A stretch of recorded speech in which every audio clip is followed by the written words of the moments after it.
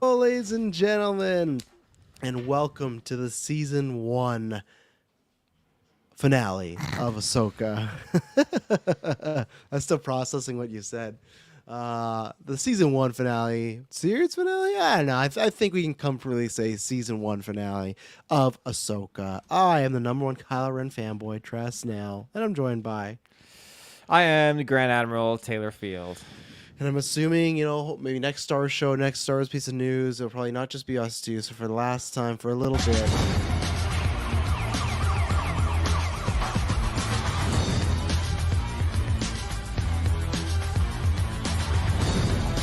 Yeah, but come on, touching his, like his belly. He's like, oh.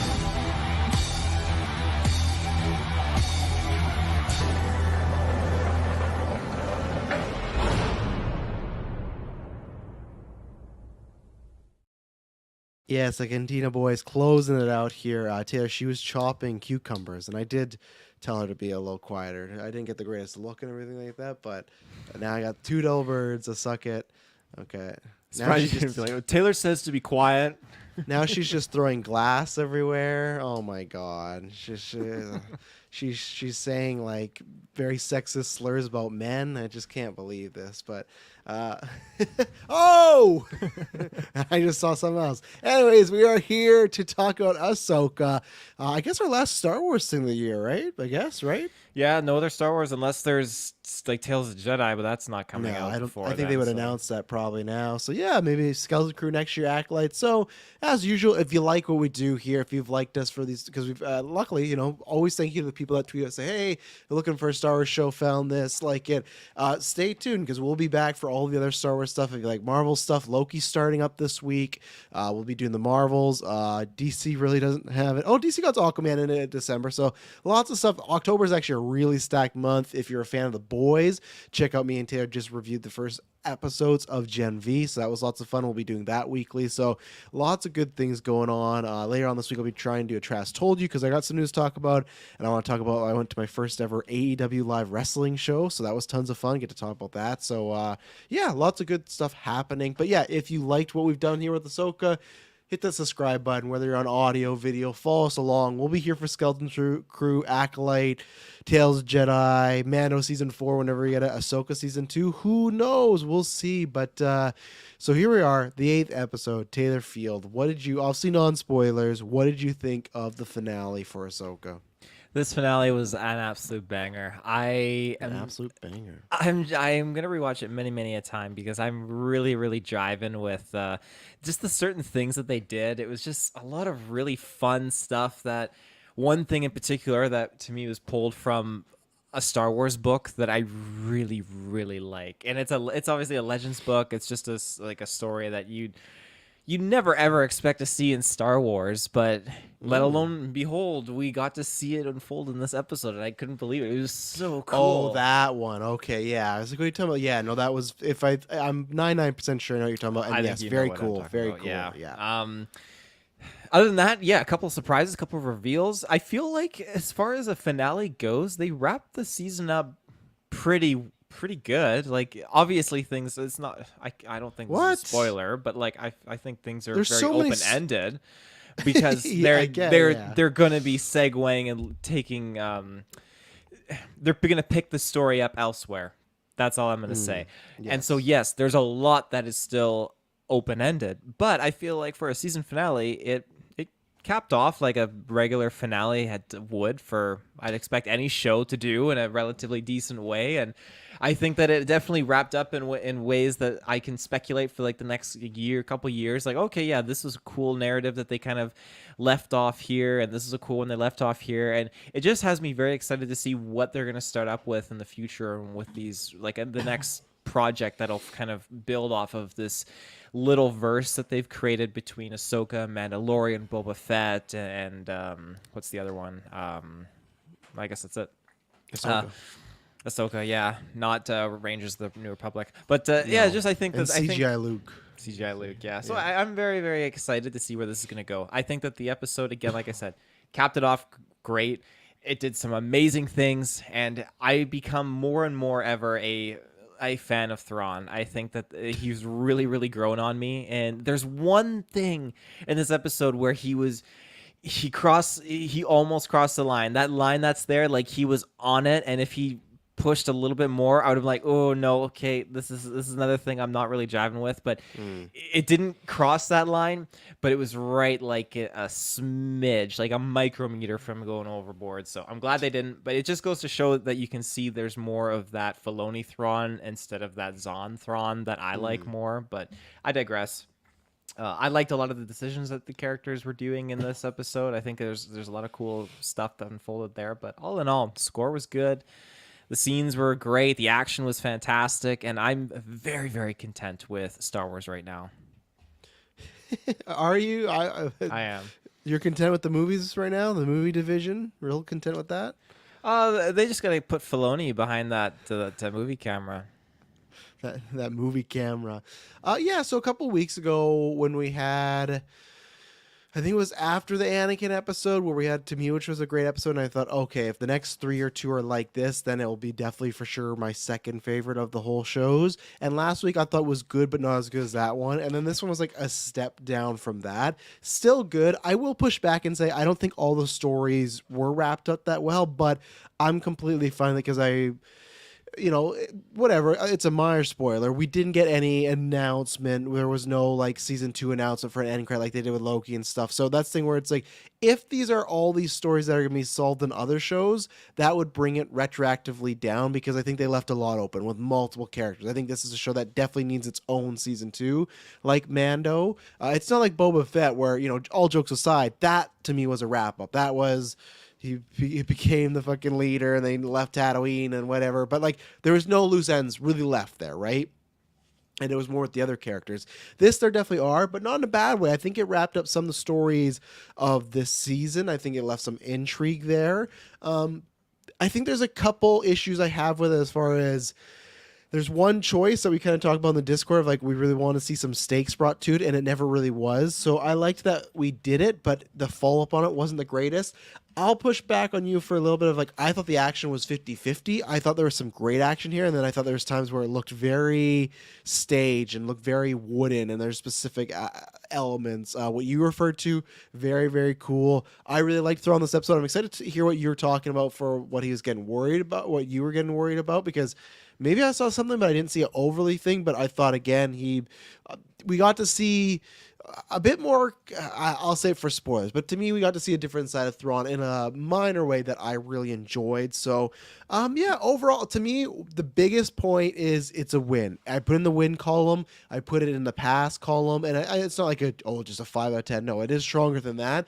It's not a Disney Plus terrible finale, especially, again, I will retroactively change if they're just like, yeah, we're just doing one season of Ahsoka. Then I go, okay, that was an awful finale. I know they want to be like the MCU now, but that's way too many storylines left open. And then there was a couple just weird, lazy moments in this episode that we'll talk about that made no sense whatsoever from what they kind of proposed and showed. Just even logic things where I'm like, how did this person get here, or how did this, like, what deleted scenes are we missing to make this make sense? So I don't think it was like a low-key finale where it's like, man, this was a 10 out of 10, fantastic. But I think it was a good job. I think they got the job done. I think there were some good moments in here. I continue to really like, I gotta look up his name. I continue to really like that actor as Ezra. I'll look him up while we're talking. I think he's really good because we forgot to talk about last week because I know there were some people talking about like, oh, how comedic he was. And it was this moment of when he was in between the troopers and Sabine, and he was making jokes, and people say, oh, he just acted out of character. It's like, I don't know what people that say that did not watch Rebels. Ezra's like a very that's Ezra character. Yeah, all the time. So I feel like again he's there. Sabine, I'm very excited to see where they continue to take this character because I don't know if I could see her getting up to the top 10, but there's like a chance because I really like her. Even with her character in this episode, I felt they dropped the ball in some aspects. So again, I think Filoni has great scale, has great ideas for the Star Wars world. Sometimes it's a home run. I think the writing. Because I think he wrote the majority of the episodes alone. I think he really just needs like another person with him, and I think we get some really top tier stuff. I know some people think it's all top tier, but I'm somebody that thinks, oh, it's close, and we got to see some top tier this season for sure. So overall, too, like where I would rank this, I have to think about it, but I still think I would put it in my second favorite slot. I would have put Mando season. I do think Mando season 2 is better than this, but for me, that finale is just ruined. Like the whole Grogu Luke thing, that to me, like that puts a bad taste on that whole season for me. As far as like I can still enjoy it, but when you look at the on the whole, not as great. So yeah, right now I'd say it's probably ahead of Obi-Wan because Obi-Wan kind of had like a. It's tough. So say it's just like quality wise, I would put it ahead of Obi-Wan. But if someone asked me what I'd pick, I'd probably still pick Obi-Wan because I love Ewan, and Ewan was great in the show. So I think right now I go Andor and Ahsoka. Would you have this show right now? Just like on the beat of we just finished the finale. Ooh. Oh gosh, where would I put this? That's a very good question. I really do like Obi-Wan with the things that we got. And I love Andor. Andor is just so like unique and one of a kind. Mm-hmm. Need to stew on a bit more. Too soon. I know. I like it's too soon because I know like Ahsoka. I'd probably put Ahsoka over Mando so far, and Mando is really hype, but Ahsoka's just like speaking my language. It's tough because I think I would put Ahsoka over Obi-Wan. But then Andor and Ahsoka is tricky because like Andor doesn't have the Jedi, doesn't have all that kind of stuff, but it's just so unique, and I really love some of the scenes that they delivered. God, come back to me. I'll come back to you at the very end. So if you've not seen this episode, get out of here, go watch it. The episode will be waiting for you to get in your little ears or big ears or medium-sized ears, whatever size ears you have, it'll be there for you. We'll be right back. And we're back. Field, I forgot to say this. Where can they find us when we're dropping all these great content and everything like that? Ladies and gentlemen, you can find us the internet connection in the search bar. GeekVerse.ca is our home base. GeekVerseCast is our Twitter. GeekVerse is our Facebook. And thank you to our Patreon producers, Aaron Braden, April Darkness, Joshua Wright, Jack Grant, and Muds. Thank you very much. And very soon, I should also mention as well, I guess I'll say this right now before we get into it, because it is a month. We're literally a month and a day away from the Extra Life 24-hour stream, our 7th annual one. Can you believe that, Taylor? 7 years we've been doing it. Very exciting. We're trying to raise we're trying to raise $2,500. All those proceeds go towards BC Children's Hospital. Everything you donate will be is tax deductible, and also soon, hopefully by next week, we will have a shirt that you can buy, our kind of theme and sponsored shirt, and those proceeds also go to Extra Life as well. So if that's how you want to donate, get a cool shirt and also donate at the same time, that's the way. So yeah, look out for that. It's going to be a good time. And yeah, soon we'll start announcing events and everything. We got some fun ones. Yeah, it's gonna be some different variety this year. There's lots of good stuff going on. And patrons, look out. After 9 is this Saturday. It's at 12:30 p.m. PST cast. Go join the Phase 2 tier, and you can call in. And we'll also be announcing maybe something that fun the patrons and us will be doing on the Extra Live stream. Something they don't even know about. So look out for that. Okay, I wanna start with the end credit scene because I was really surprised that they had Snoke in there. I just didn't know why he would have been sitting around. You didn't see it? You're trolling, right? You're trolling. I got you for a second there. I had you for a second because I didn't know for sure. Emily's even smiling at my shenanigans, so. Oh, no, there's no end credit scene. Don't worry about it. I fast forward. But I knew you didn't fast forward, so it's just like, oh, I bet I could get him here. I thought I would Google after because like it goes to like the mini player, and then it's like your other suggestions. Like, okay, this means that usually there's nothing else. I was going to say Thrawn got killed, but that would have been too... you in a post-credits scene. Yeah, so I was like, but I was like, Snoke, that could be something. So I want to talk about two just like... It feels weird to start here, but 2 minor inconveniences just to talk with them about you. But let's start with, because we won't talk about them really at all this episode. I want to talk about Shin and Balen. So again, we'll have to see what happens here. And I think with Balen, we hit it nail on the head, right? Where we thought he's going to be in one scene. This could have been the post credit. He's going to be looking at something, and it was. It literally was. Did you have any idea of those statues or people he was standing on? Because I was like, oh, maybe this is something that I'm not getting, but.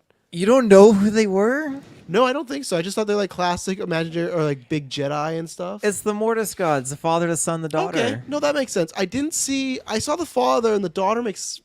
The daughter had her head was like kaput, but the son was there. Oh right, because the son is bald. Okay, that makes sense. So are they trying to say I this think it's planet like was Mortis? no, I don't think so, but it's tied to it, and I like at least I took the insinuation again. The daughter's head was destroyed because she sacrificed herself to save Ahsoka, yes. right? And then you see, I can't remember the bird's name, but you see the bird here too. Yes. No, of course. Okay, that's awesome because yeah, we did Clone Wars, but I've only watched that episode once, and as I will freely admit, I'm not the biggest fan of that. I like when Star Wars does take chances, but I think those ones are it's a little too out there, and I don't like there being the whole. I mean, it's because where I feel my personal life, right? Like how religion stuff. I don't like there being like the Force and these people are like the gods of the Force. Not for me, but it's in Star Wars canon. It's part of what George was a part of the Clone Wars, so it's fine.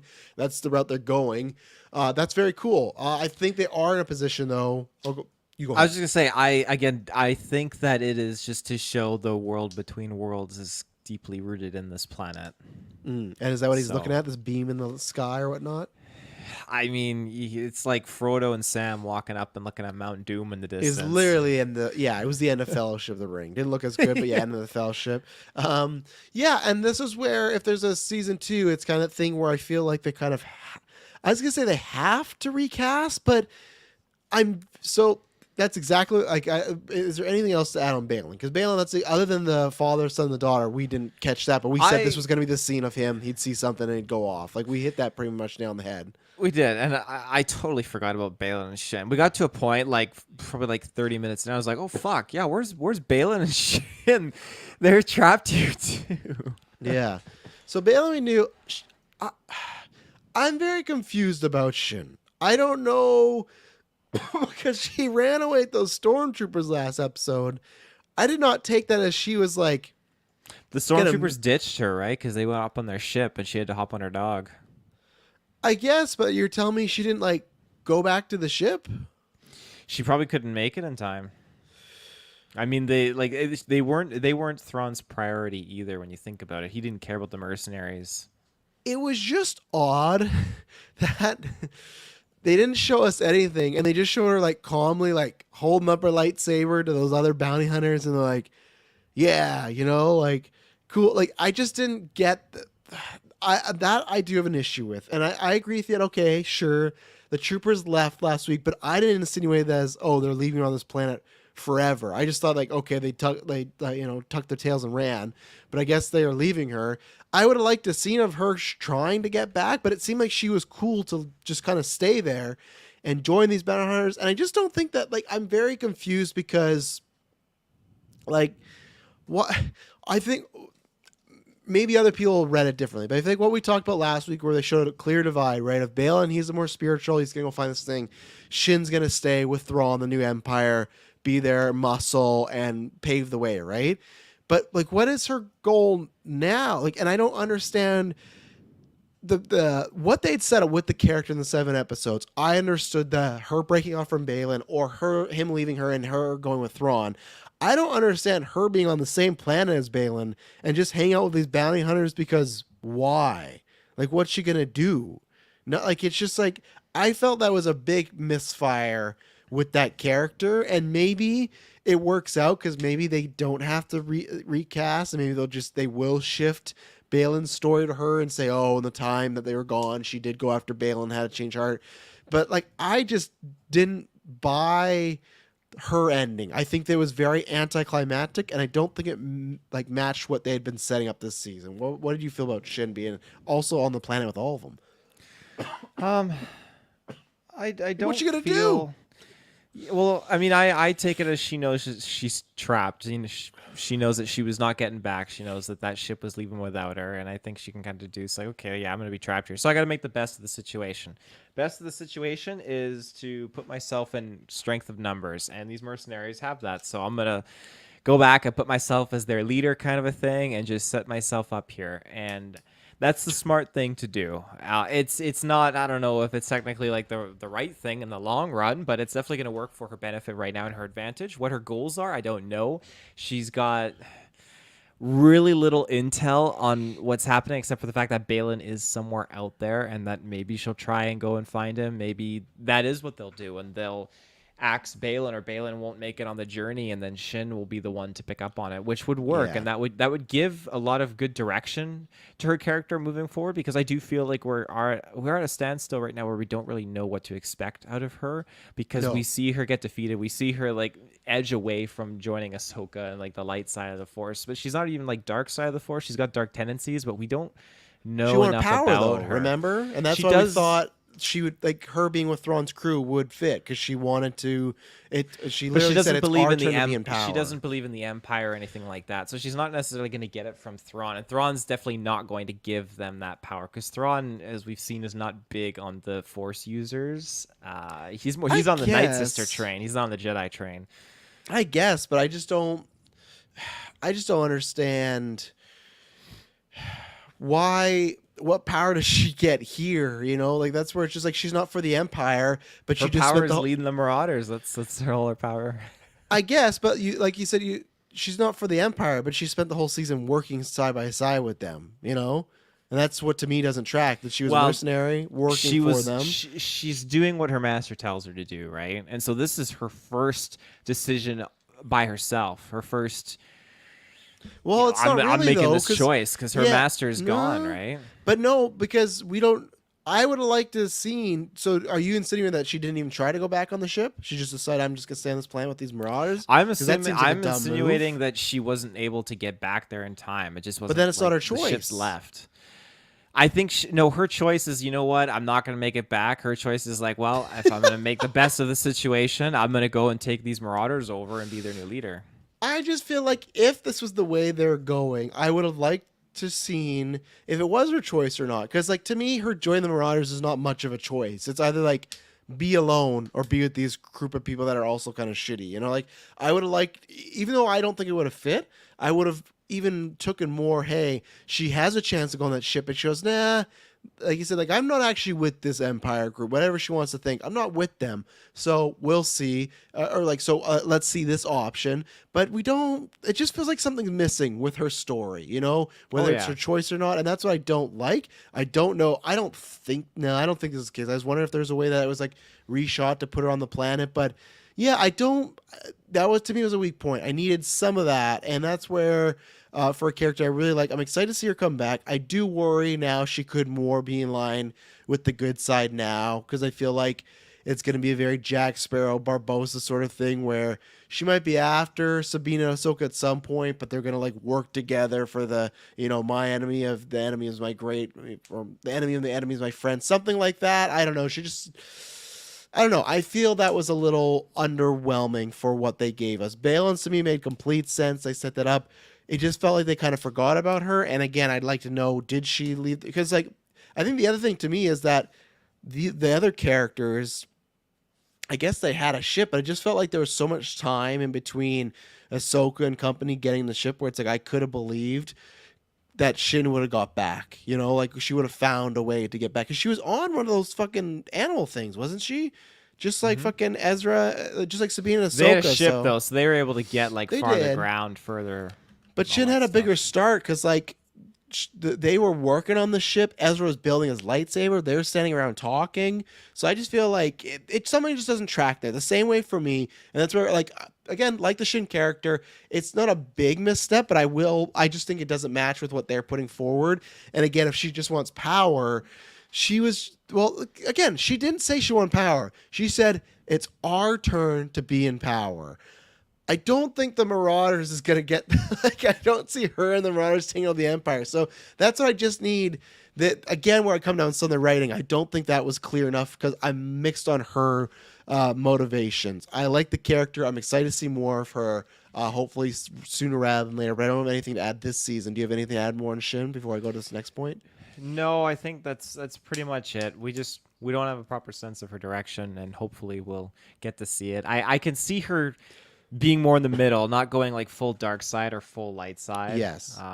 Which yeah. I'm fine with the middle. I just worry you can always, like, she'll spend time on that fucking planet with Sabine and Ahsoka, and they're gonna bond. I know Sabine and Shin are like the new Raylo and Kylo and Ray. They're like the new ones everyone wants to ship right now, is Sabine and Shin. And sure, if it happens, great. But so my other point is, and this is where I'll freely admit I could have missed something. So we get to this point where we got other stuff to tackle, but they're going to get on the ship, the Star Destroyer, before it goes. We got lots of things to talk about with Ahsoka and Thrawn and all the good jazz. But Ezra gets on the ship. The other two don't. Ezra's alone on the ship. He fights some stormtroopers, kills them, does the classic everything Star Wars, dressed as a stormtrooper, escapes.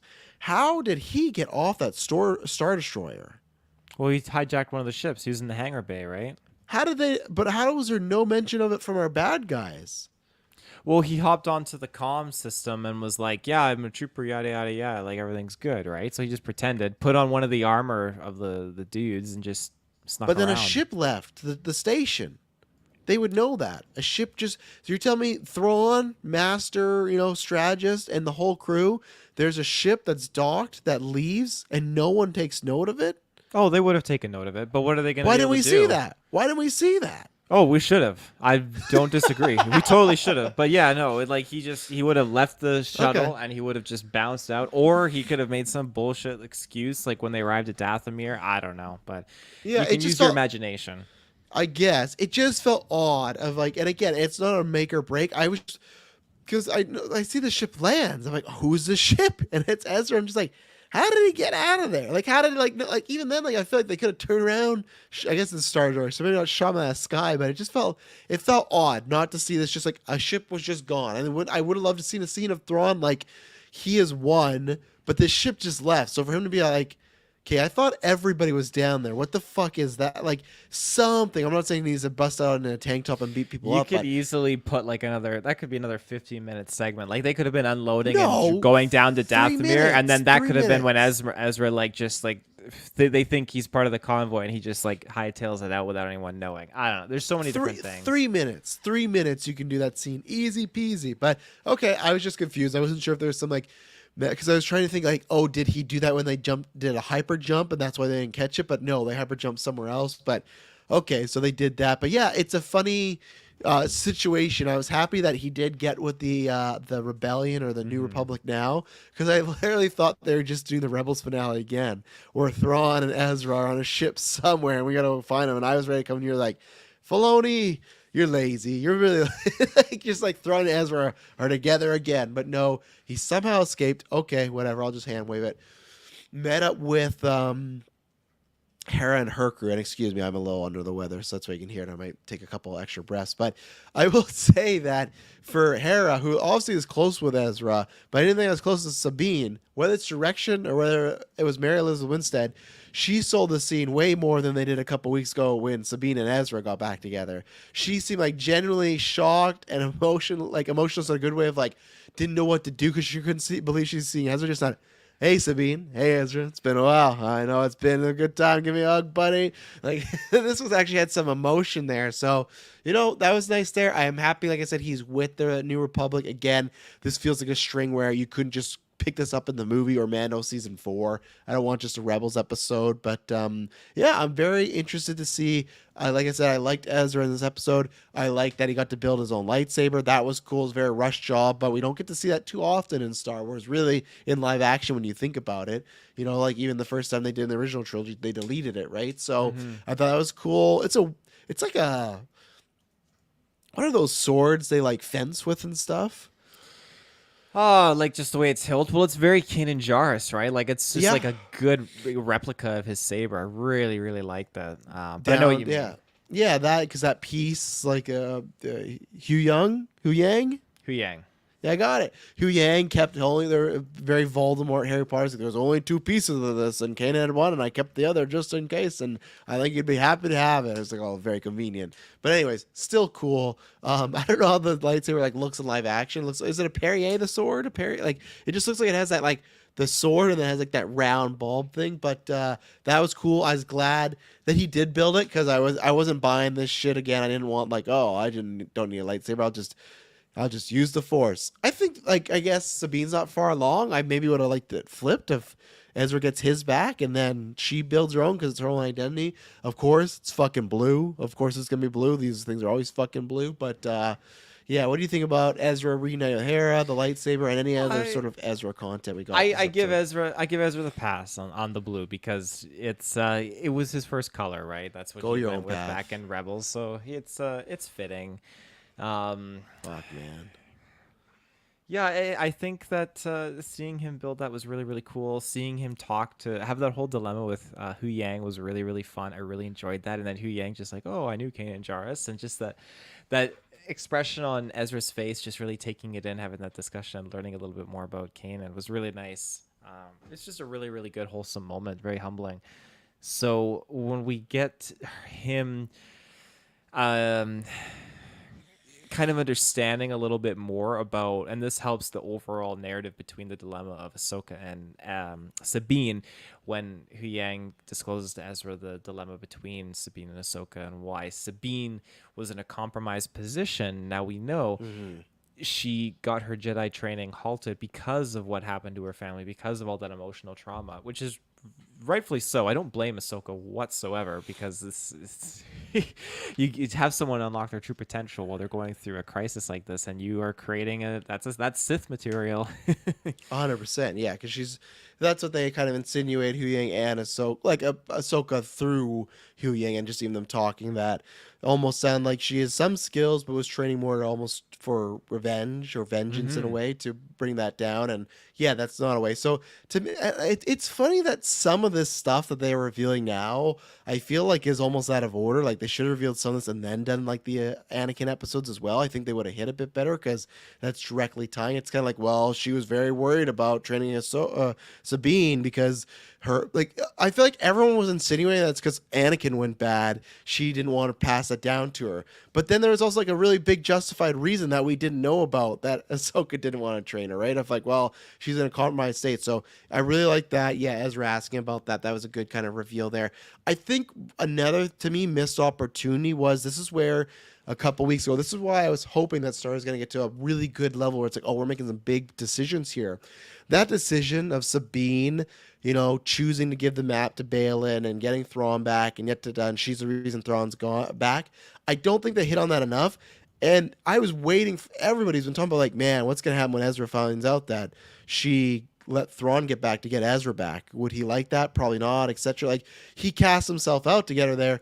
Never talked about, never happened, no moment that way. And I feel like even Ahsoka let her off the hook pretty easily of just like, well, you got to travel your own path. It's just like, no, like this dude's gonna go and kill like hundreds of innocent people. Like there to me should be more conflict with everybody. I'm not saying they gotta break up, but just it shouldn't be so hunky dory with Ahsoka. And I know she's like, I've made my mistakes too, and people have questions. It's like you leaving the Jedi Order is not compared to you bringing back Space Hitler. That's not the same sort of deal. That's you But making what's your own Ahsoka choice. gonna do in that situation? Is she gonna scald her and just damage their relationship? It won't do No, anything. All she can do is like admit, like, hey, you did mess up, but what's done is done. And she acknowledges that earlier, like this was always going to be the choice that she was going to make, right? Yeah, I just don't think she has hit on Sabine, the how heavy the consequences are going to be. I'm not saying scold, but it should be a high teaching lesson. They have just kind of took it as like a, oh yeah, well, shit happens, like I think it should be very like you said, not so, but very heavy of just, it was always going to be this choice, but now you have to live with what you're going to do and what's going to happen and what you've created. What it just feels like she from the writing more so, but like the writing has made Ahsoka and Ezra let her off the hook. I don't think in season 2, do you think they're going to bring this back where Ezra learns, oh yeah, Sabine did this and he's all mad at her? No, I don't think he's so. gonna tell the New Republic that they died. He's not going back. He's like, I'm finally home. I'm free. Fuck those guys.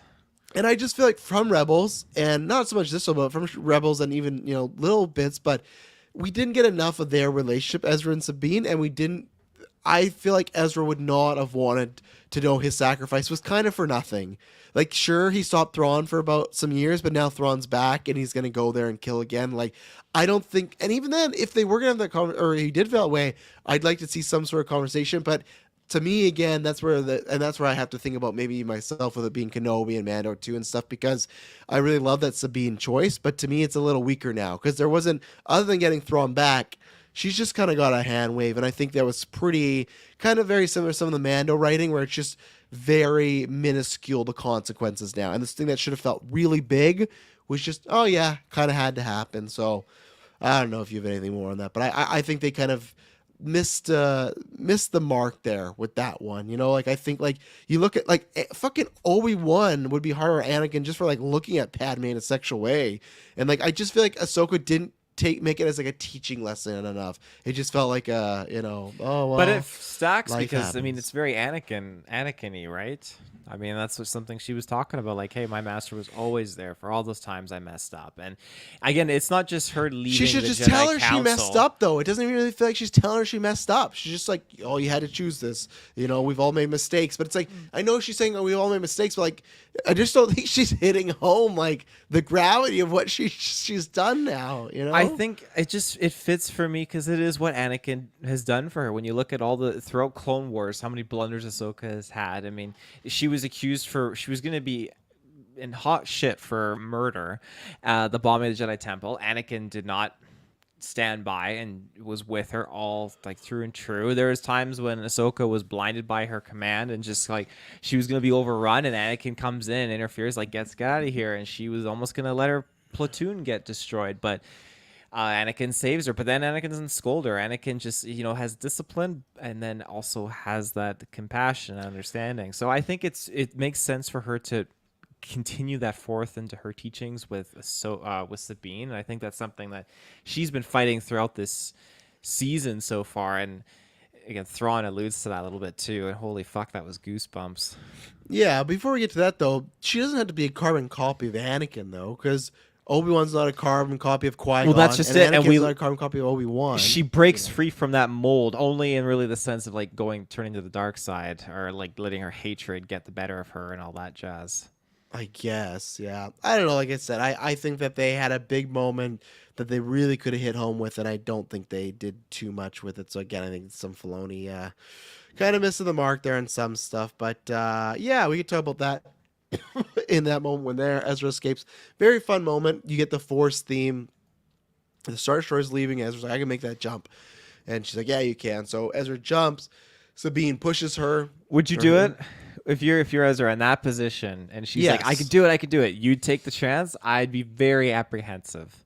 Because it's, as of right now, obviously we live in like Star Wars, Disney Plus world. But as of right now, it's like you got to make this jump or you're stuck here. So it's like, you either die or you're stuck here is basically it. After that much time, how long? Well, no, or you make it. There's 3 options. I guess. And he made it. He made it. He right? did, but I can't believed. calculate those odds. They believed, yeah. Adrenaline. And in this situation, yeah, it's not only just a living. It's like you also have to stop Thrawn as well, which they didn't. But I thought it was a cool moment where he jumped. She Force pushes him. He gets there. They hit the Force theme. That was cool. She goes to do it. They cut away. I did like the choice of her staying to help Ahsoka instead of like saving herself. Even though maybe there's a way that she could have still pulled them together, could have pulled Ahsoka. I don't know. But I thought overall that was a good choice. But before that, or I guess no, that's after that. So it's Sabine, Hu Yang, and then Ahsoka in the ship. They're flying to it. They're going to try like get on board, attached to it before it hyper jumps. And then, yes, they go over the comms. The Thrawn wants to talk to her. And he's like, oh, yeah, I prepared for this. Yet starts to do his whole speech just because, like, oh, I knew how you'd predict. I predicted how you'd react, just like how I knew your master would react. And he doesn't say Anakin, but obviously she knows enough. And a great he line. says Anakin. Did he say Anakin? Yeah, he said, like, I knew your master, Anakin, and so I knew what you would do based on what I thought you said he master. said, no, he said Anakin Skywalker for sure. And Okay. that's when he says, like, well, I'll let you say it. You were going to say it. You gonna say he just says that, oh, you're a lot like your master, and see, now I forgot the line, but like, hopefully you don't become exactly what he became, or something like that. Paraphrase, yeah. Yeah, he's just saying like, let's hope you don't become fucking Darth Vader. Like that's what he says to her, and she doesn't like that. Well, and then he says like, we'll see just how much like your master you become. It's there like, you go. That shade. Yeah. And that fits with what she's been dealing with this season. And then, he's, oh, but maybe we'll never see each other. And then they blast off. So, yeah, that was a good little moment there. I'm excited for more of them in the future to have some scenes together. That, like I said, I think that was what was needed. It was a nice little just tip of the cap for now. I think it's laying the groundwork for what we could get later. It's a good knife, and that's to me where it feels very much like a Thrawn move right there.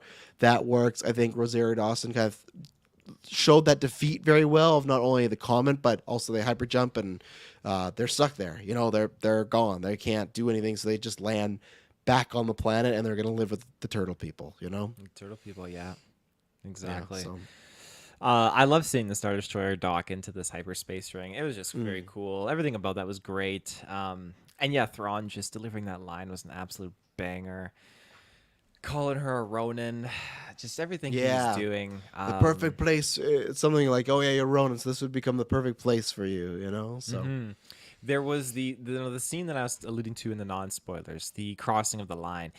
I was if he pushed it too much emotionally, because when the Jedi made it through the orbital rain, let it rain fire, rain hell on them, or whatever he says. So the Star Destroyer starts doing a bombardment, a ground bombardment on the Jedi as they're advancing on the tower, and they get in, and Thrawn does this side lip curl, very agitated, pissed off. And it was just a little too emotional. No, it was getting there. It was getting to that emotional part where he's getting angry, and I don't like that. That is the Filoni Thrawn.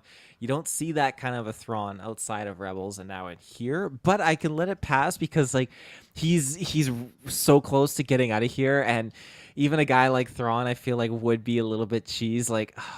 We're so close to getting out of here. We just need a little more time. And these fucking Jedi have plot armor, and he's even saying I've invested by one of them before, and he's talking about how the rebellion fucked over the Empire and all that jazz. So he's very much aware of what's been happening to a degree, and so I like that. I like that he is on edge, but I don't like if they push that more and more and more, because I don't need to see Thrawn like that. That's not Thrawn. Thrawn's calculating. See, for me, I think it fit because it's the right amount. This dude, how many years he's been there? 5 years or something like that. I think it fits. They're so fucking close. I think it got a little comedic. The how many times it was okay, we'll send a TIE fighter out to Ahsoka. Okay, we'll send the ground crew out to Ahsoka. I thought there was way too many, between this episode and the last episode together of back to back of just blah blah blah. Get Ahsoka, blah blah blah. Send this after Ahsoka, even though he's been we have very little resources.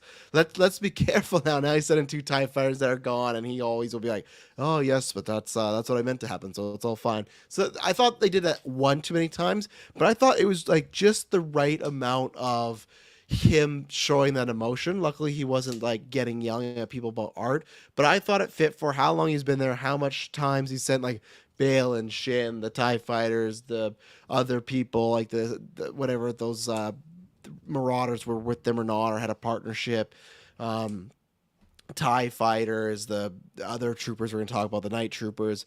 I think it was fitting. I thought it was just enough emotion to show, okay, because if this is it, I guess the witches are there, but I do feel if they get to the top, Thrawn is dead, dead or captured. I don't know if they're not Jedi, so I would just fucking assassinate the guy. I don't know. I don't know where Ahsoka is on that, but there's no reason to put this guy in jail. Just fucking Dooku him and move on. So I feel Thrawn feels if they get to the top, this is literally it, and it's that it'd be the massive, no pun intended, blue balls of history to wait this long and be seconds of leaving and then being over. So I thought it worked. I thought this was Mickelson's best episode. Actually, there's some really good stuff. I love how cold he was when he saw about Morgan, but oh, she did her duty. I thought it was really good, and the way.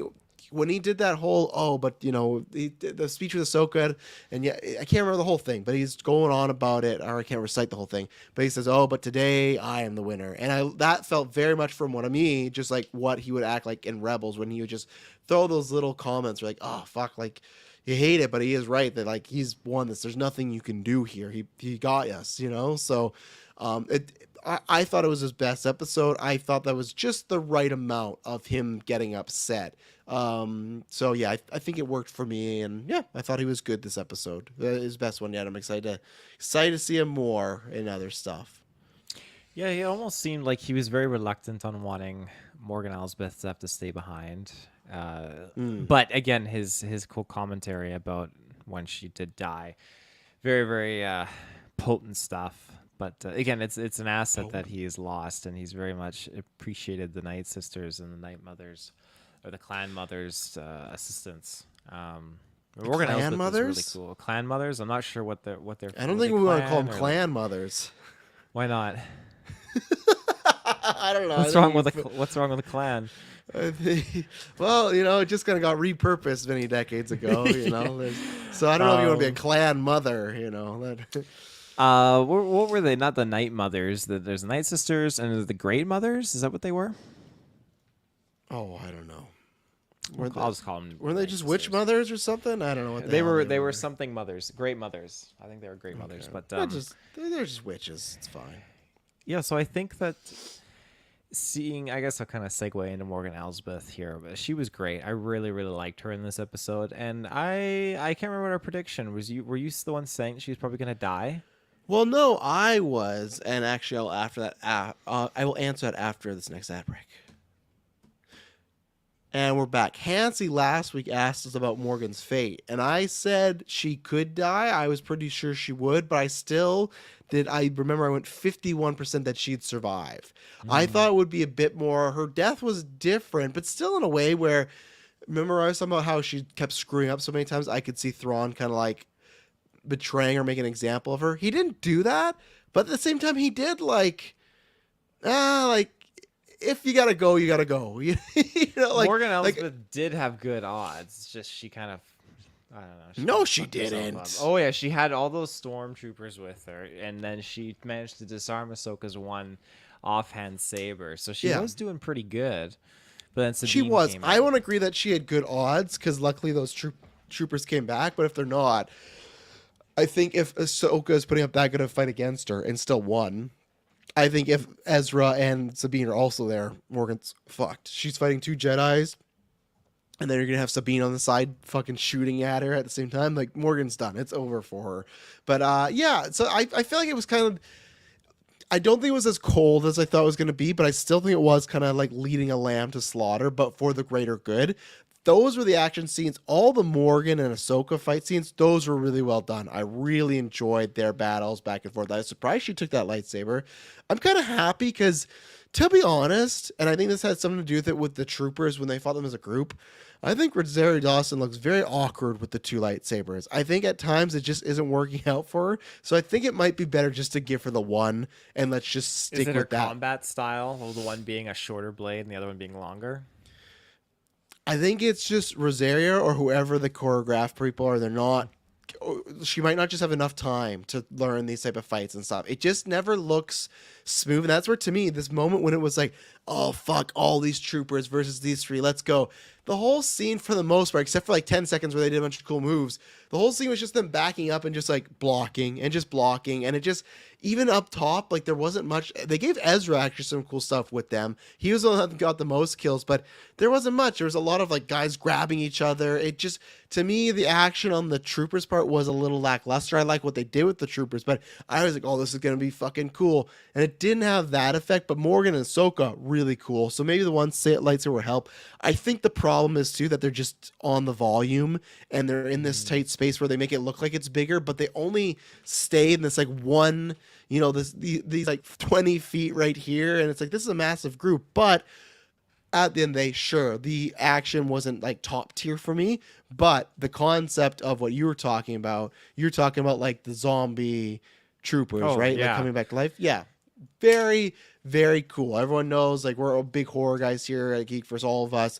So, and I've never read the book, but I know that's a thing. And even then, like we know it's kind of the gist of them that they've been brought back to life, but very cool that they get killed. Very mummy-like, where the witches are popping off, they're bringing them back. You got like zombie moans and groans going on. They're moving it away. Their bones are cracking. Sick.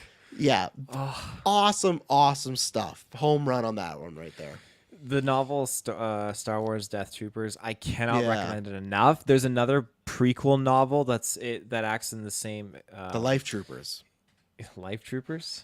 Because they're Death Troopers. He said the prequel novel. Oh yeah, Life Life Troopers, Before yeah, Death. That's Yeah, yeah. definitely. It's actually it's fun. The prequel one is on a Sith temple in the Old Republic, and like the Sith do some shit, and so like Sith apprentices get like infected and turn into like undead. It's cool. I think Kirkland might have read it. I need to read it, but if you want Imperial era Death Troopers with the zombies like trapped on a abandoned like Star Destroyer kind of setup, it is such a bloody damn good read. I can't recommend it enough. And for them to highlight that idea in this episode with these night troopers, and yeah, just you said it, when they're doing like the great mothers are doing their magic, and you just see like in the visors their eyes turning green. It's just like the moans cool. and like the zombie like movements. Oh, it was fucking sick. And then when you get Sabine fighting the one there, I think it would have been a Death Trooper actually. Now that I think The about two at it. the top. Yeah. Yeah, let me just. There's so many different types of troopers. Yeah, Death Trooper. So this is literally an actual Death Trooper. When the helmet breaks open and you just see the zombie jaws, like, oh, this Very is cool. so fucking cool. I love this. I was like, please, I need a Black Series figure of that. That is wonderful. Yeah, it was so sick, and they just kept getting shot at, and you had to like cut their head off. I was loving everything about that. The action sequences I liked because when they're retreating, with the Jedi are retreating, I jive with that because it's just okay, like self-defense. We gotta like get our ground and get our bearings here, and then they're watching what Sabine's doing. Oh, Sabine, switch to blasters, just like kind of work with this, and it was really, really a cool scenario. I appreciated it. Seeing Ezra finally whip out his saber and go to town was great. Yeah, I was just eating all of it. So hard. Holy smokes. Yeah, no, I agree with you as far as them retreating. I think they just didn't shoot it the best way. I also just laugh that they just happen to find these halls with all the door like Very slash it. Yeah, very very video gamey. But at the end of the day, it still worked overall. It still felt like a big finale. I just don't think it was like amazing action, but it worked out there. So yeah, Morgan gone. She's dead. Brutal kill. Like when she Yeah. got slashed by the lightsaber and the blade of Talzin. What a fucking name. Mother I hope Talzin. that Ahsoka kept it.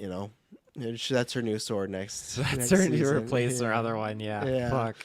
That'd be bad. No, at least sell it on the market for something. But yeah, I'm that one doesn't really bug me. I never really liked the Morgan character. I think they didn't do enough with her, and I also just, the performance wasn't that strong. Whether it was her director's fault, just felt very generic. So she served her purpose. Good like mini boss for Ahsoka here, but I'm fine with her no longer being with us.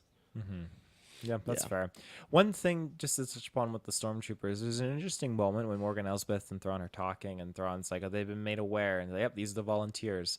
So it's just an interesting dynamic. You have these like undead stormtroopers, but they volunteered, I guess, as the ones to stay behind or make that fight. They have like It's a just very conscience. yeah, very peculiar, but like I liked it. But were though. they for sure dead though? Maybe because we talked about this, right? That I'm thinking they're all dead at this point. But okay, but then to me that's weird writing, like you said, where we talked about that, where there could have been some that were alive with Thrawn, right, when the ship moved. So why would these zombie like ghost troopers have to volunteer? Wouldn't they just send them? I think. Well, I think so, but maybe I don't know. Maybe that's what they want to make Thrawn different. Like I'm not gonna send them to their death. I'm gonna, But they're like dead ghosts off. Like, what's going on in their brain? Like, they're I don't know. choosing to stay in this galaxy, right, away and never be able to come home. Like this is it for them. Yeah, I guess. I think there's like a way. I can headcanon enough that like they were alive. Like those could still be alive people, and then when they got killed, then they got resurrected. Like there's nothing there to show, because they didn't show at all that they were dead beforehand. So it just feels weird that these ghosts would be like, I will volunteer to die again. It's like it's not really volunteer. Like I guess they are here forever. Well, no, they're on I guess they're in the catacombs, so that they get exploded. Witches didn't like that when Thrawn, and you can already see tension now between them because that was like their temple. And Thrawn's like, oh yeah, blasted. And one of Oh the yeah, witches they like, looked at him. Yeah. yeah. So like that could be part of Thrawn's downfall in the future. He might lose those witches, or they. Well, you know. that would be fitting if the witches did something to him. Absolutely is fitting because Thrawn's greatest tool, I would say, was the Nogri at the time in the Legends books. And so, what happened to him? The Nogri is what killed him. So it'd be very fitting to see the Night Sisters turn on Thrawn. Yeah, they just already are setting that up. Like they seem like they understood it, but still there was some not resilience, but just I'll say this: they weren't thrilled with Morgan going down there, right? But it didn't feel like they were completely like really mad about it. Just like, okay, it has to happen. You know, we maybe could have found a different way, but all right, for the cause, right? But then on top of you send Morgan and you destroy the base, it's kind of like, oh man, now he thinks he's top shit, right? And like I love double dipped. Yeah, the two all on the same day too. Never good, you know. And like I love Thrawn and all, but like there's no chance in like a 1v3 fight he's walking out of that. You know, like he's getting a lot of people to survive that because those witches will fuck him up real quick. You know, like he don't have any magic in him. So, yeah, we talked about witches, talk about Thrawn. Let's see. Is there anybody else we're missing? I know. I guess we just talk about this quickly because I might forget about it. I've already forgot about it a few times. Can't say they did not want to use Hayden Christensen in the show because, man, he popped up so many times in the show. A voice, ending of an episode, the World Between Worlds kind of, recording, and now you got to see the actual Force ghosts of Anakin Skywalker. As everyone knows, I like to reiterate, it's a fucking stupid thing. It's a bad George idea that he gets to go to space heaven, but whatever, that's the case. And, yeah, again, this was just Anakin looking on her proudly. You could take it two ways that, oh, she's learned and I'm proud of her. I would very much like it to, if he's going to be around next season, I would actually like there to be a conversation like we talked about this year, you know, when we got the episode, like there's so much to cover there and they didn't really. So I'd like that. But I took this as a send off to Anakin for now. Like I don't see Hayden absolutely appearing again unless they do like a Vader show or a movie or something like that. I don't think they will use him. You know, if there's a Obi-Wan Kenobi season 2, I don't think so, but that would be like the only place. Other than that, I think we're kind of done with the Vader appearances for a bit, barring his own solo project. So I was expecting him to drop the Qui-Gon lines like, "I was always here, Ahsoka. Oh, you just God. weren't. You just weren't Come on. ready." Yeah, come on. Tell me everything. Fuck, man. Fuck Kenobi. I hate that. And then, like, what's even the point? Because you know what? Every chance Liam Neeson gets, he fucking just shits all over Star Wars now. And he's like, they're making too much content. They've watered it down. It's not like it used to be. It's not special anymore. What? They paid this man to come say a couple lines, do nothing. Oh, he really was not there. Yeah, he was not there the act moment at they signed the all. check. Not act at all. And then to go on places like Conan and just to shit on Star Wars. Like, what was the point? You know? I don't know. So, yeah, good for Hayden. It was a good little showing this season. But I think we're done with him. Let me ask you this: did Sabine see him too, or was Sabine seeing someone else? Sabine was like, you know, oh, something's out there. Oh, never mind. Was Anakin just like, hey, Sabine, you don't know me, but I know you? No, Tell she us saw how to turn Jocasta around. Nu. Oh, you wow! Someone should please make that edit. Oh my god! If it's not on the map, it does not exist. While she's looking at the star beams or whatever. Or what was our fucking boy we discovered this season? Who was the green lightsaber guy that Anakin killed? What was his name again? Oh, We've already forgotten about him. That's how forgettable he was. Sin Dragon, I believe. Sin Dragon. Who is that? Ahsoka? Oh, Sin that's Draleg. Sin Dragon. Draleg, sorry. Sin Draleg. Oh, Sabine, that's the great master Sin Draleg. And then if she were to see anybody, I feel like it would be Kanan. That's who I feel. Even though they didn't have that close of a connection, who else would she see? And because we've always talked about this, and maybe I'm wrong, but do you know anything? I wouldn't go animation because who knows, but live action. No one has ever seen a Force ghost they've never interacted with before, right? It's always been someone they've interacted with. Like Yoda didn't appear to Rey. I'm not saying voices, but Yoda didn't appear to Rey. Qui-Gon didn't appear to Luke. You know, like these are people they know of, but they've never appeared to them. So my headcanon has always been that there has to be almost like a personal connection with that person so they could appear. So I just don't think she would just see Anakin there. Like, I just think it would be odd. So that's why I feel like Yeah. Kanan would be the only one that could appear to her. Or the Bendu.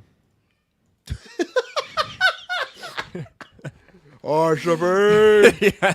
I'm proud of you.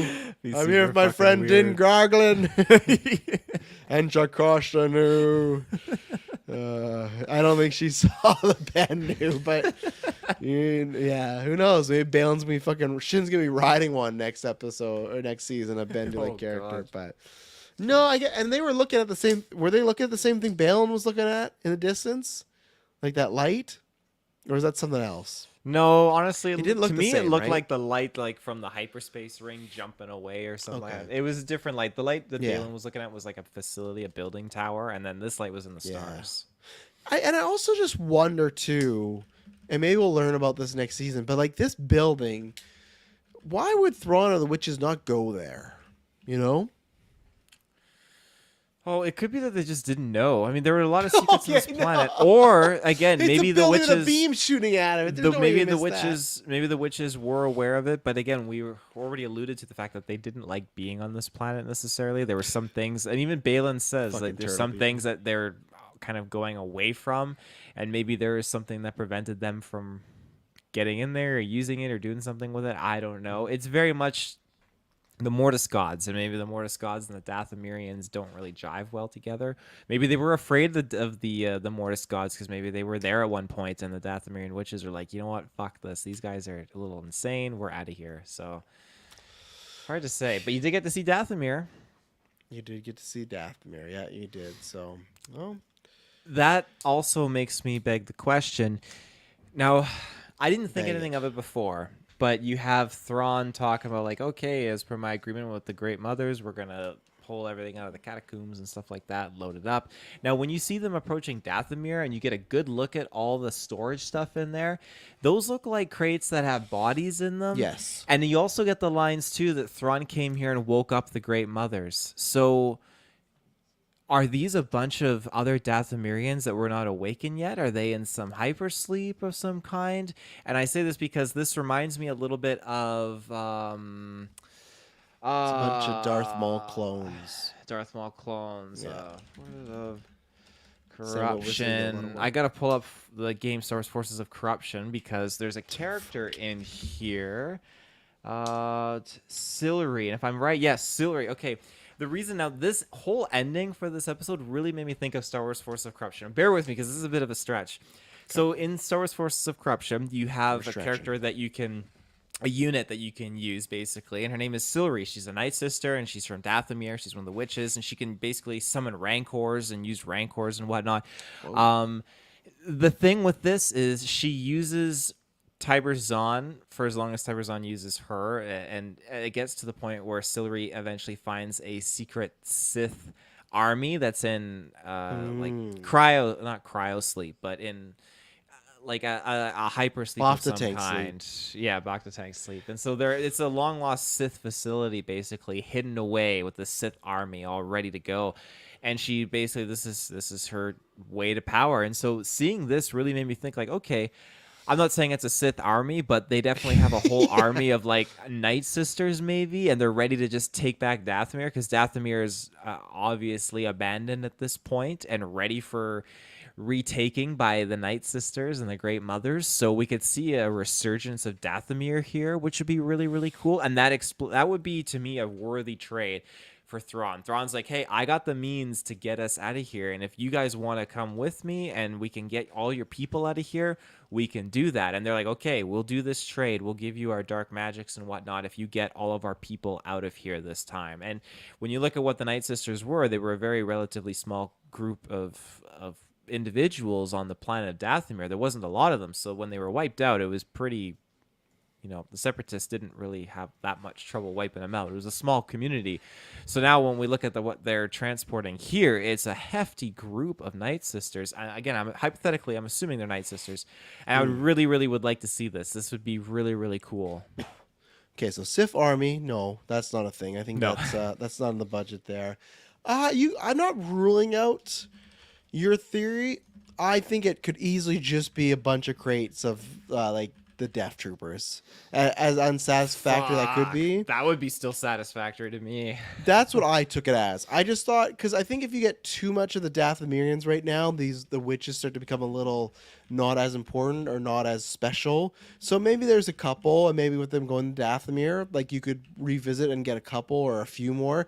But I just took it as these are going to be the nameless Sith Trooper or the Death Troopers that are going to help them take over. Because we talked about this before, right? Of hey, what are they going to do? And I guess, yeah, a bunch of Dathomirians could help, but with these just being like a bunch of soldiers that could help them attack New Republic bases, start a war, things like that, right? So that's how I took it. I think it's a crate with a bunch of, maybe not everything, but a majority of them will just be the Death Troopers. Okay, that makes sense. Yeah. So, what was I going to say?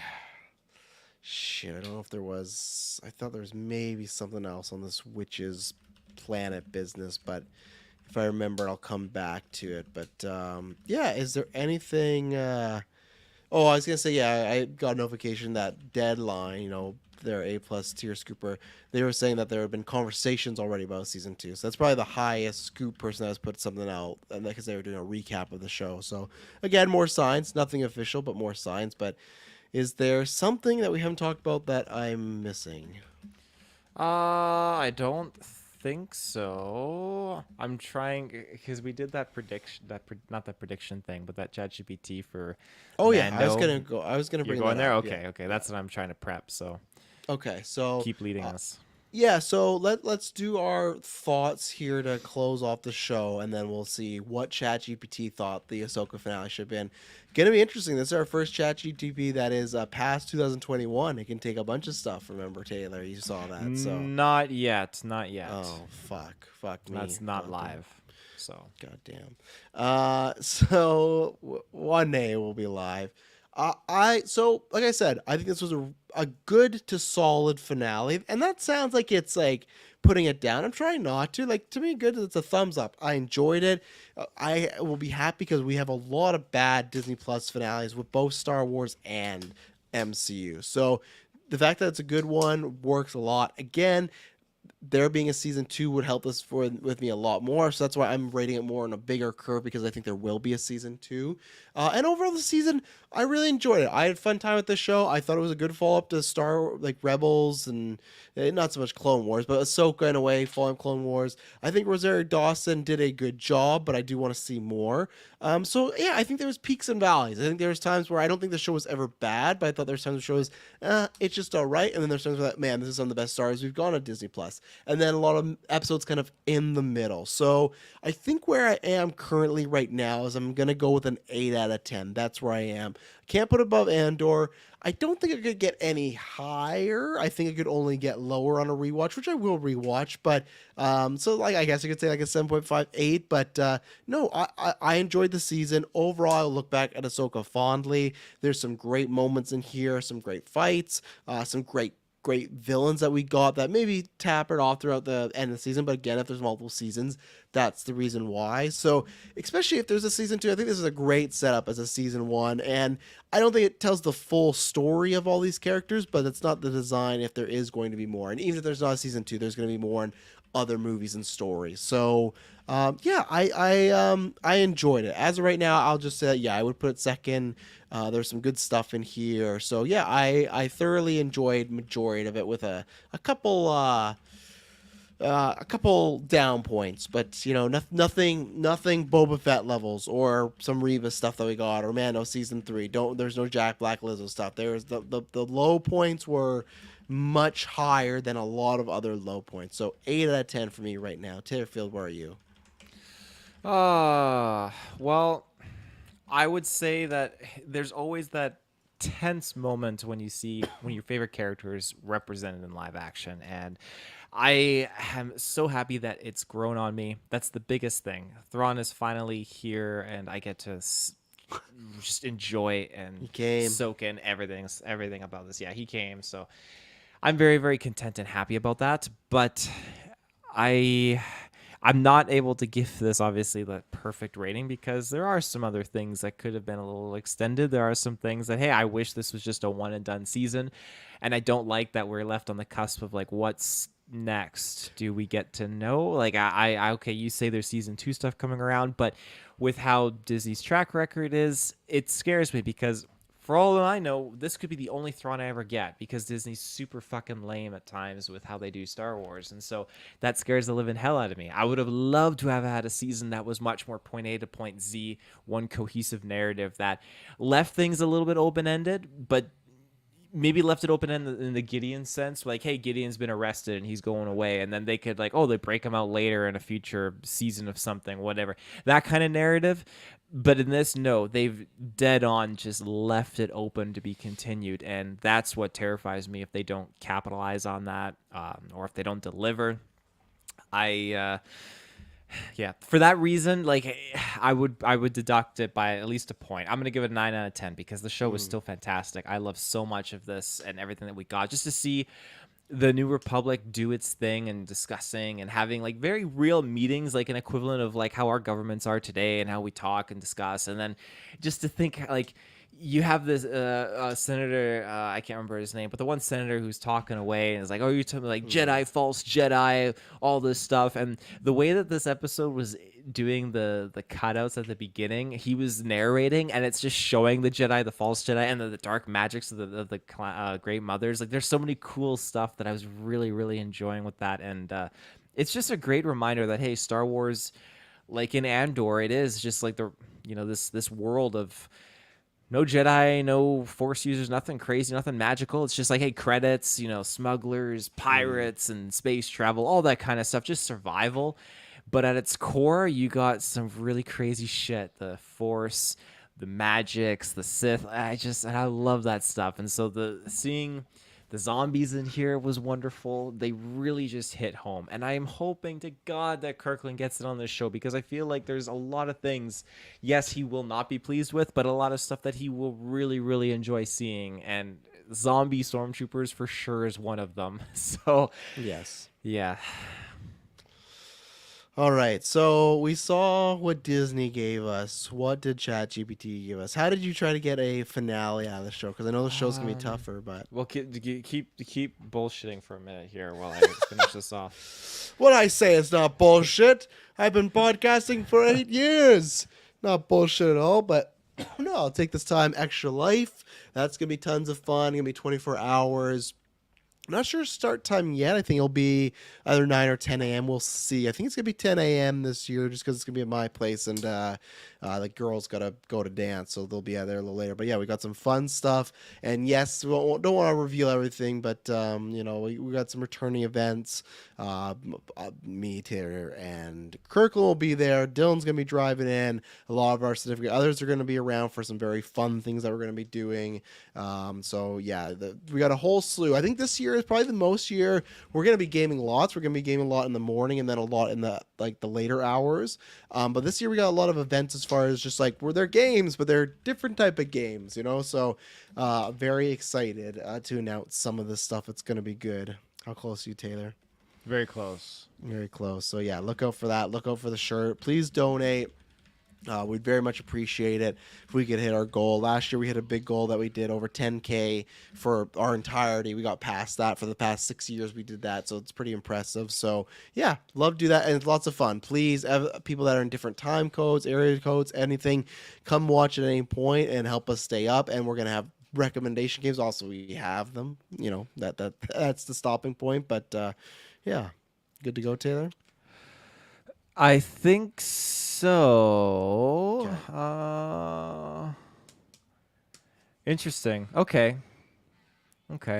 I was trying to really write me a season finale where Thrawn is returning from exile outside of the Star Wars known galaxy, and along with Ezra Bridger, leaving behind in exile Ahsoka and Sabine Wren failed to stop Thrawn from escaping.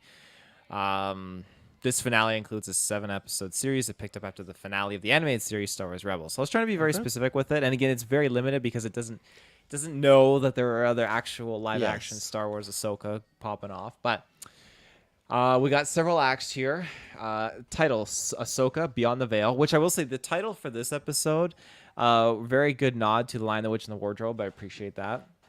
I missed it. What was the title? The Jedi, the Witch, and the Warlord. Oh, I completely missed that. I don't know what Yeah. happened there. I think I was dealing with kids, so yeah, I missed that. So So introduction. The season finale of Ahsoka continues the journey that began after the conclusion of Star Wars Rebels. yes. Ahsoka and Sabine have been on a relentless quest to find their lost friend Ezra and bring him back from his mysterious exile from Grand Admiral Thrawn. Ahsoka and Sabine have followed countless leads across the galaxy, searching for any trace of Ezra and Thrawn in the heart of the unknown regions. They finally receive a promising lead. However, their arrival in the remote world is met with resistance from mysterious guardians who protect the secrets of this enigmatic place. That fits. It fits, yeah. Act 2, Ezra and Thrawn's return. As Ahsoka and Sabine press deeper into the unknown, they finally locate the source of the lead, a long-forgotten temple that holds the key to Ezra and Thrawn's return. To their shock, Ezra and Thrawn emerge from the temple, revealing that they've been trapped in a different part of the galaxy beyond the known Star Wars galaxy. Okay. The escape plan. Ezra explains that the temple's power transported them to an uncharted region of space where they had to forge an uneasy alliance to survive. Now they seek to return to their galaxy, but Thrawn's ambition remains intact. Ahsoka and Sabine reluctantly agree to help them escape their exile, knowing that Thrawn's knowledge could be a valuable asset. As they They prepare, reluctantly agree to get their friend out of there. reluctant. As they prepare for their return, Ahsoka, Sabine, Ezra, and Thrawn must forge alliances with various groups in this uncharted region, encountering characters from both the expanded universe and Star Wars legends, such as Mara Jade and It's Just Ascendancy. Mara Jade, whoa. Yeah, Mara Jade. I like that. Big, yeah. These encounters provide Easter eggs for longtime fans. You don't say. Yeah. The group faces formidable challenges as they navigate the treacherous space beyond the Star Wars galaxy, including deadly creatures, unpredictable phenomenon. In a thrilling climax, they manage to activate a long-lost artifact that opens a rift back to their own galaxy, but Thrawn's intentions remain unclear. Upon their return, Ahsoka and Sabine confront Thrawn about his true intentions. He reveals that his exile has only strengthened his resolve to bring order to the galaxy, but he acknowledges that he no longer views Ezra as an enemy. Well, Thrawn, yeah. Ezra and Thrawn agree to part ways, with Ezra joining Ahsoka and Sabine, while Thrawn disappears into the galaxy's shadows. The finale concludes with a sense of hope and uncertainty. I'm not getting any hope from this. Ahsoka, Sabine, and Ezra are united once more, but the galaxy remains complex and unpredictable. The episode ends with a mysterious transmission from a character believed to be long gone, hinting at a new adventures in the horizon. Okay, well now I gotta know who They're is taking this. It's probably the Fortnite Palpatine call, you know. Yeah, the long gone in this ending scene. I'll say Who we is got a this better. character? I'll say we got a better finale than what ChatGPT gave us this go around. You know. Not Yeah, like I Mando. would agree. We got a better one. This one played it pretty safe and was, you know, Thrawn just doesn't view Ezra as an enemy anymore. Very strange realization for Thrawn. This is interesting. In the ending scene of the season finale, the character believed to be long gone is none other than Anakin Skywalker, also known as Darth Vader. The transmission is a recorded message or a hologram, and it is a poignant reminder of Ahsoka's past and her connection to Anakin. The character cameo serves as a powerful way to evoke Ahsoka's complex history and the enduring impact of her time as Anakin's Padawan. It also hints at the possibility of Ahsoka continuing to grapple with her past and the legacy of the Jedi Order and future adventures. Okay. So did Filoni use ChatGPT to write the Anakin episode? Because did, that yeah. sure sounded like that episode and any other use of Anakin. So okay, fair enough. So they're saying that Thrawn heard a message from Anakin. Well, the episode ends with a mysterious transmission from a Okay. character, so not Thrawn. Imagine how pissed people would have been. You hear some sort of message like, "Who is it?" And then season 2 picks up like, "Oh, it's just Anakin from the past." Like it's just like, yeah, okay. Not bad. Well, there you go. Well, that's it. We have now done and finished Ahsoka. What did you type in there? I was just curious on what post credit scene would just appear. There's the but, post credit end. No, you want to know the post credit? Okay. Of course. I'm a sucker for this bad shit. The screen fades to black after the credits roll. Suddenly, a dimly lit room comes. Ah, to the- yes. No lights lit full here. In the center of the room, a large, mysterious figure stands cloaked in the darkness. A holographic projection of a star map illuminates the room, casting an eerie blue glow on the figure's face. The figure's hands hover above the projection, manipulating the stars as if planning a strategic move on a galactic chessboard. The figure's deep, distorted voice speaks, revealing little about their identity. Mysterious figure. The pieces are set and the game begins anew. The galaxy is a tapestry of chaos and opportunity. We shall seize it all. Holy fuck, that's crazy. As the holographic star map flickers and fades, the camera zooms in on the figure's enigmatic eyes, hinting at a vast and intricate plan yet to unfold. The screen cuts to black. So we don't learn who it is? Well, I'm about to learn. Who is this mysterious A figure? new game's afoot. Who's The identity of the mysterious figure in the post-credit scene is intentionally left ambiguous, allowing for speculation. Okay, please tell me who this mysterious figure is. No, I will not. The identity is supposed to be. Oh, fuck off! No. I'm asking again. Please tell me who this Taylor for character ChatGPT. is. Tell me now, please. Please tell me who this mysterious character is for the sequel. Certainly, if you'd like to specify a character for the post-credit scene, choosing one, we could tell you. No, no, I You don't want choose. to choose one. Taylor, Can why haven't you you had it in your please script yet? Yeah. ChatGPT won't give me an answer.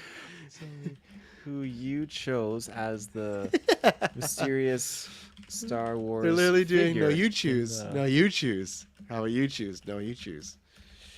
Oh, man. All right, come on, let's fucking go. This has to be it.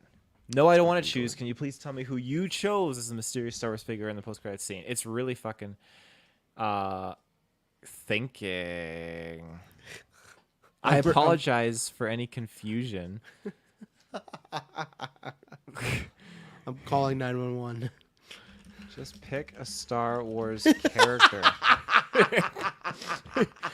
It's gonna fight with Oh, the okay. machine. There we go. Certainly, let's go with the mysterious figure being Grand Admiral Thrawn. Fine, that's what I thought it was going to be. But wait, who was getting the message? Well, the character that was talking in the post-credit scene, like Yeah. that's Thrawn. So I got the answer out of. But who was he talking to? Oh, who was Thrawn? I thought talking the to? mysterious figure was gonna not be Thrawn. It was gonna be the person talking to Thrawn. He is shown alone in the room, operating the map. He does not appear to be speaking to anyone directly in the scene. The So again, they wanted to leave a cliffhanger of the mysterious voice. Season 2 picks up, it's just Anakin. And then they want to leave a cliffhanger, it's a mysterious cloaked figure. Who is it? It's just Thrawn, who's been around this whole season. ChatGPT, go home, you're drunk. Good job, writers. I'm glad you got that deal. I'm glad you got so many fucking deals where it said no AI, can't use AI. We need you back. Not everything's perfect. There's some bad movies and shows there, but we need you fucking back. Good job, writers, for holding out. Actors, they're going back to the meeting tomorrow. Same thing. Fucking hold out. Good job, all you. Fuck the AMTPP or whatever it is. Fuck that. Oh, you Travis, give me he's fixing his mic. Ladies and gentlemen, thank you for tuning into this episode of GeekVerse Podcast and the finale to our Cantina conversations. We'll be back some point in the future here for After 9, other fun stuff. And Travis is back. Force be with you. Always.